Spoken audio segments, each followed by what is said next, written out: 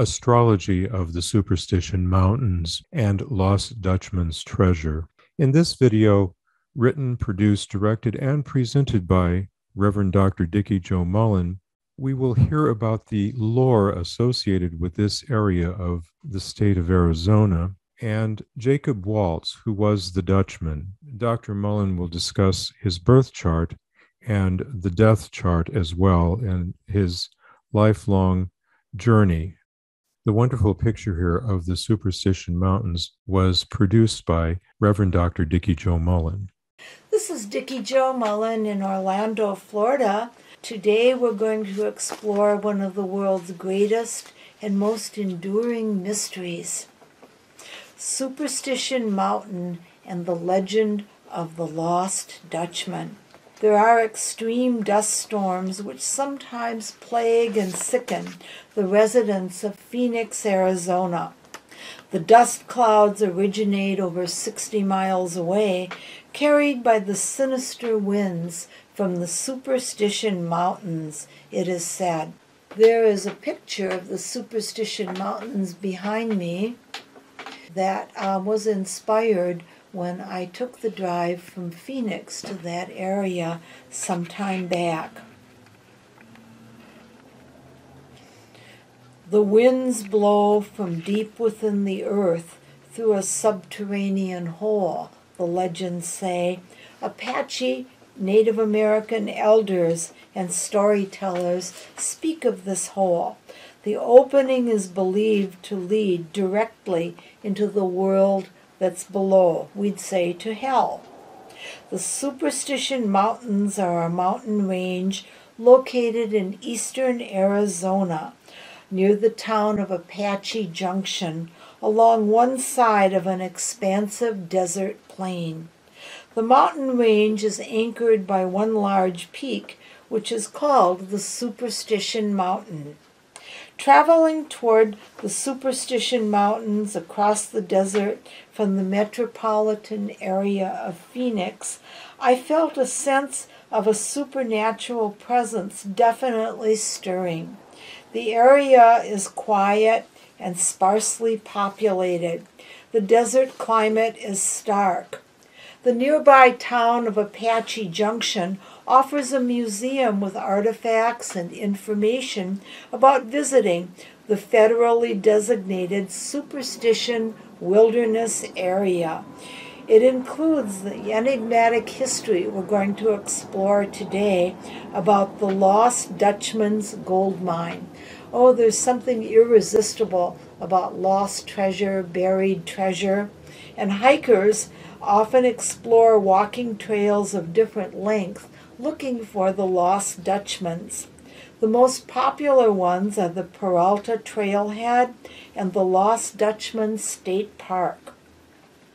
The Peralta is named for a prominent Mexican mining family who became very wealthy upon discovering gold in the area.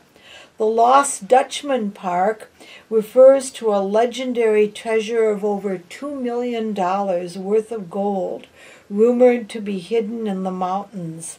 Of course, the allure of treasure hunting, of retrieving and claiming this mother lode, has captured the hearts and minds of many ever since October 25th of 1891. That's when the Lost Dutchman's story begins. That was when Jacob Waltz, a German immigrant and prospector, died of pneumonia in his boarding house. He became ill following being treed by a flood. His landlady, one Julia Thomas, cared for Jacob. On his death, he gave her a hand-drawn map and a series of clues. He told her, since he couldn't pay his bill, that this would lead her to the treasure. The clues are cryptic, but they do hint at landmarks which are still visible today. And let's take a look at the horoscope for the death of Jacob Waltz. This was October 25th, 1891. We don't have an exact time, so I used a noon chart in Apache Junction, Arizona. you'll see that the horoscope has Venus, the Sun, Uranus, and Mercury all conjunct in Scorpio, the sign of mysteries. Mars is in Libra, showing the legal element. The federal government stepped in to regulate the area, and Jacob, of course, wanted to pay his bill before he moved on to higher levels. And Saturn in Virgo shows effort and knowledge involved. Gold is the crux of the treasure, and it has the moon in Leo conjunct Chiron, the planet of healing and knowledge. So finding the healing powers of gold and what $2 million might bring is shown in this event chart. We have Neptune and Pluto in Gemini, the sign of the storyteller. And with Neptune and Pluto being in Gemini, those are outer planet influences on the fringes of the solar system, showing mystery and something that's lasted all of this time. The North Moon node is in Taurus, the sign of finance. The South Moon node in Scorpio shows how draining and difficult and the great loss of life that this death chart generated, because many treasure hunters since 1891 have lost their lives, fortunes, and hearts trying to find the lost Dutchman's treasure, which many feel would still be there. Jupiter is opposing Saturn, very wide orb there, from Virgo to Pisces, and this indicates an exaggeration, a promise that might be hard to relate to or to keep. Some feel, mystics including the Apache, that the entire area is cursed.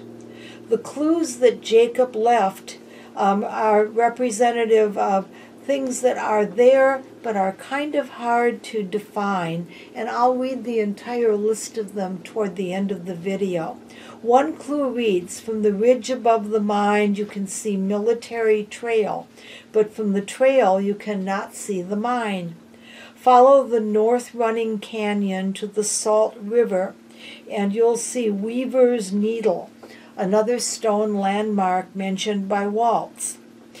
The Apache insists the entire area being cursed ties in with the treasure hunting fever that became frenzied and obsessed, and the curse lies in developing an addiction, or maybe the place really is evil and has a gateway to hell.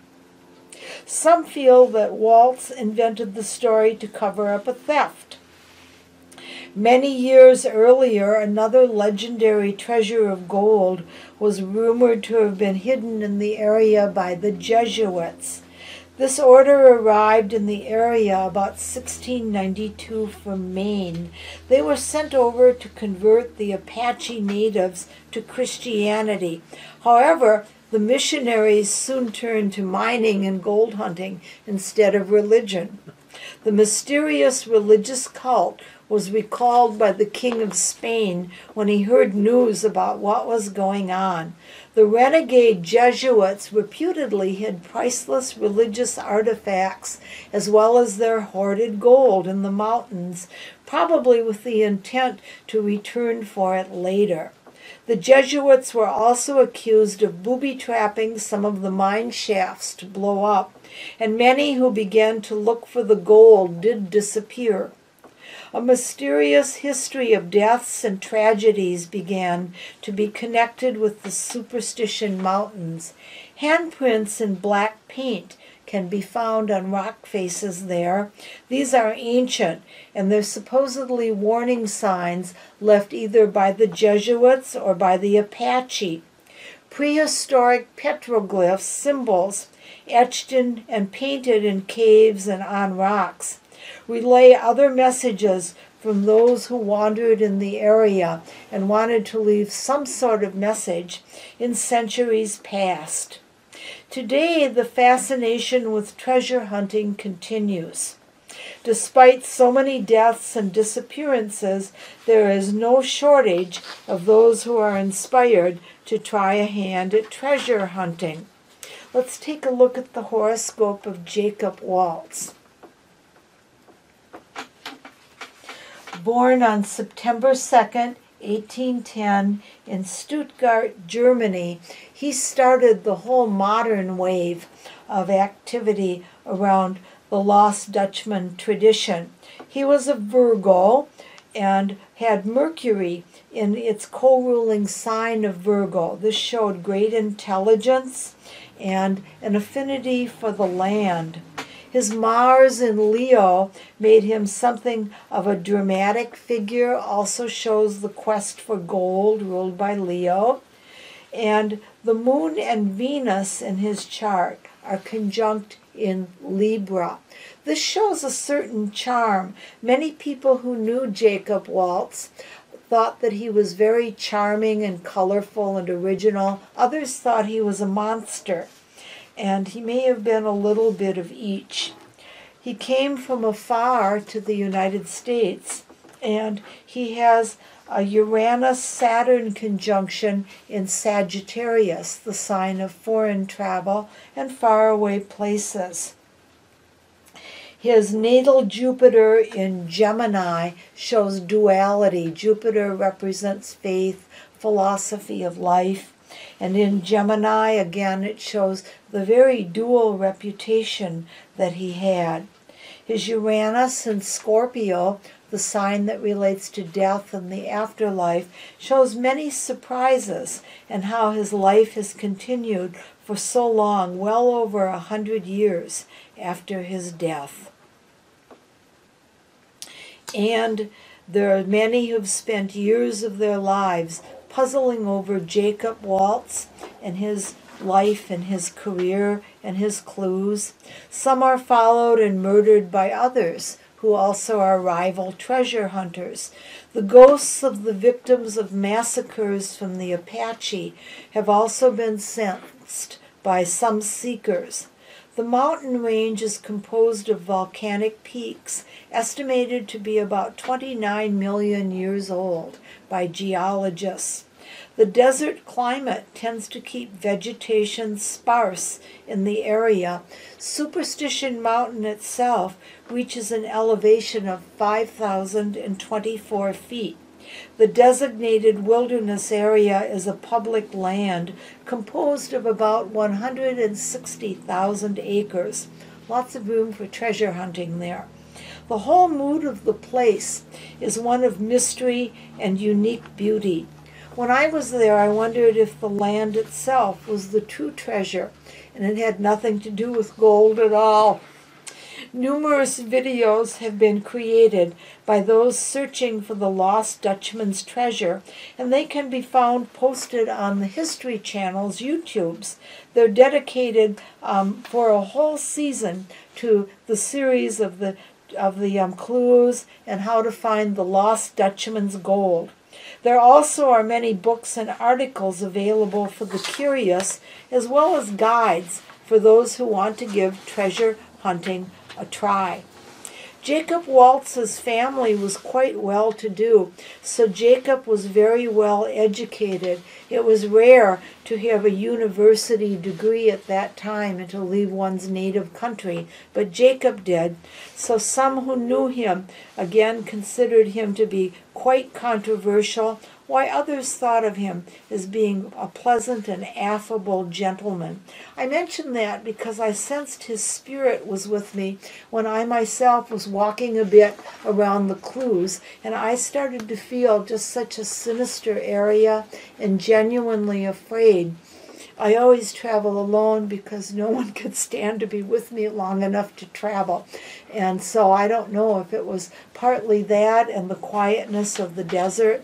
There were other treasure hunters on the road, on the trails occasionally, but it was a very solitary and memorable experience. Here are some of the clues. We've already mentioned the mine, a sharp peak, weaver's needle, and most people will see this. And then you have to find the north trending canyon that's shaded most of the day.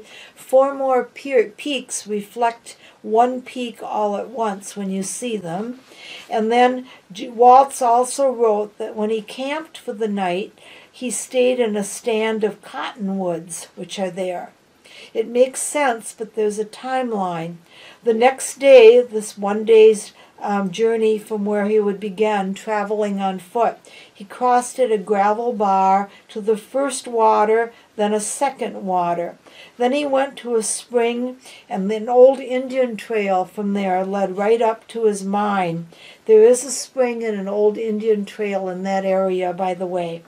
He continued by saying that just below the mine there was a tunnel the Mexicans had dug, trying to come at the mine from below.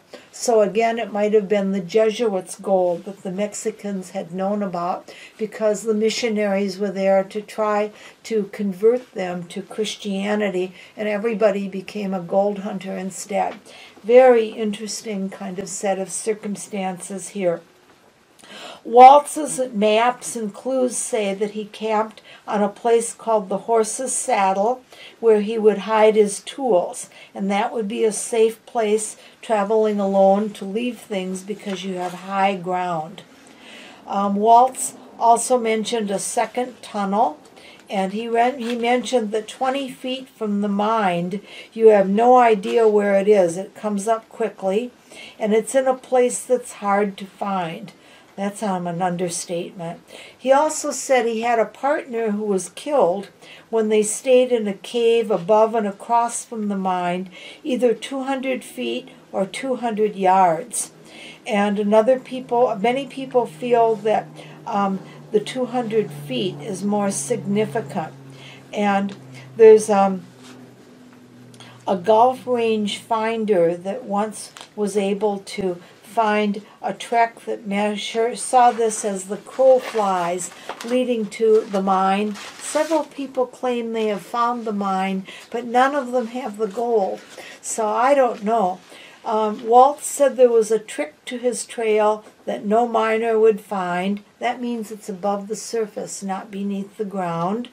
And that the head of the north trending canyon has the ruins of an ancient Spanish house that sits on a ledge. There are ruins like that are in the area, and the stone house still exists.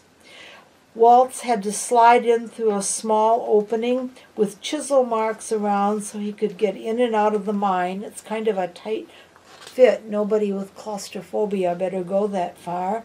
And after the third trip, many people begin to give up when they get that close, maybe because the Tonto National Forest has its own spirits.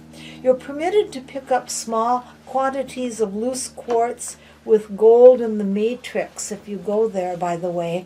If you should find the whole $2 million mother lode, you'll have a choice to make, whether to become an outlaw or to turn it in at Apache Junction at the museum that's run by the federal government. Fortunately, I didn't have to make that choice because I didn't get that far, but it's certainly a very, very interesting tour to take. And there are a lot of treasures, a lot we still don't know about our planet as we continue to explore outer space. This is Dickie Jo in Orlando, Florida, wishing you happy treasure hunting. Reverend Dr. Dickie Jo Mullen, astrologer, psychic reader, and parapsychologist. Reverend Dr. Mullen provides astrology, psychic, tarot, and rune readings, as well as face-to-face and Zoom seances. She also provides a number of webinars. Thank you for watching today. Reverend Dr. Dickie Jo Mullen can be contacted at skymaiden@juno.com, her webmail address. She also has a Facebook page and the WordPress site as well. I will leave these up for a second. Have a good day.